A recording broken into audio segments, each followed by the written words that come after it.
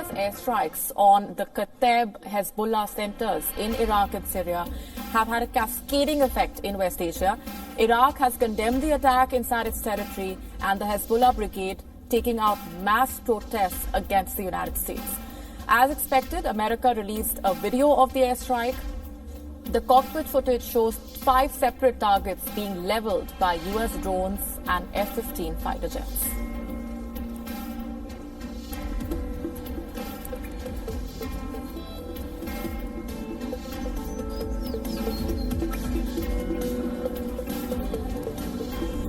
And these visuals on your screens are from the Qem district on the border with Syria. What you see are the remnants of the Kateb Hezbollah's headquarters. A total of 5 command centers were targeted by the American forces, and 25 Kateb Hezbollah fighters were neutralized. The U.S. has termed the strikes as defensive. They claim to have been moved to action by the rocket strike on the town of Kirkuk.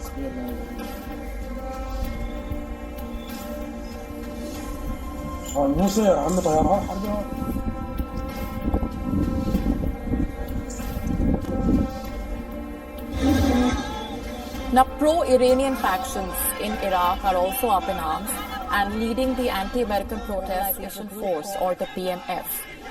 The PMF is an umbrella organization of pro-Iranian Shia militant groups and integrated into the Iraqi military.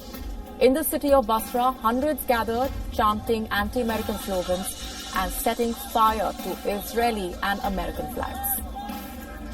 Hundreds also marched to Baghdad's high-security green zone, where the U.S. embassy is located. They pulled security cameras off the wall and burnt the American flag outside the embassy building.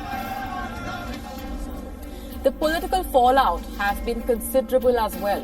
Iraq finds itself in the middle of 2 warring countries, the U.S. and Iran, both of whom are major allies of Baghdad. On this occasion, though, outgoing Prime Minister Abdel Mahdi condemned the attack and hinted at reviewing ties with the United States. The U.S. ambassador to Iraq has also been ذكر السيد الوزير أن الولايات المتحدة ستقوم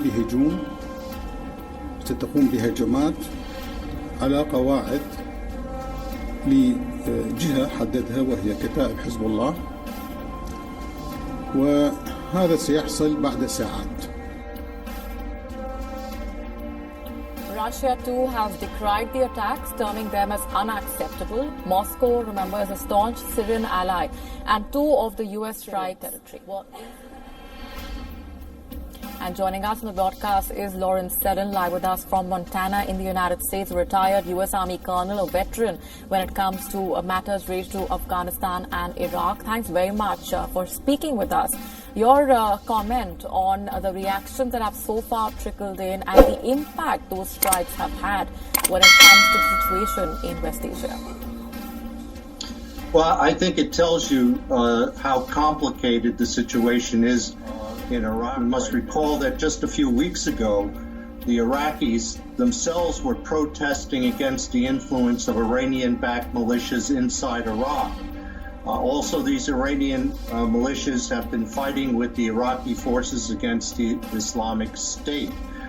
Now, I think the situation we're seeing right now is a complication of the interaction of various players, the United States, Iran, and other players like Russia, for example, as you mentioned.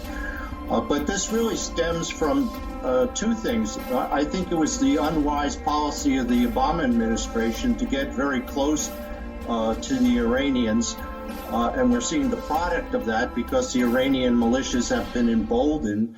And it's also the product of the continuing conflict between the Iraqi Sunnis, the Iraqi Shiites. So all of these are playing against each other to create situations like we've seen recently. But we have to recall now that this attack is by the United States against the Iranian backed militias is not the product of a single attack by the Iranian militias. They have been attacking U.S. forces a number of times over the past month. So I think this is a culmination of those attacks by the Iranian-backed militias against the U.S. and Iraqi bases. Right. Right, and the pro-Iranian factions in Iraq, meanwhile, are also up in arms. The PMF has been spearheading those protests, and the images and the inputs have been suggesting that the situation is extremely tense. The kind of capacity that the PMF has when it comes to mobilization, of course, has already been witnessed in the past as well. Yes, indeed, you're absolutely right, and we've seen this for years, even before the U.S. invasion of Iraq.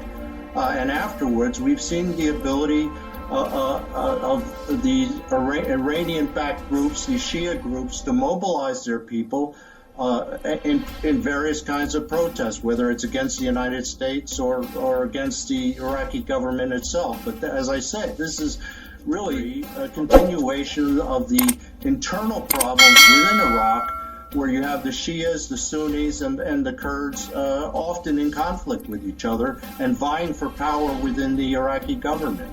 So I think we have to consider that as part of this issue that we're dealing with at the moment.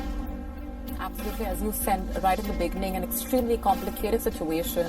We, of course, keep tracking the latest coming in and all the reactions that we have been putting together. Thanks very much once again, Lawrence Sellon, for speaking with us and sharing those perspectives.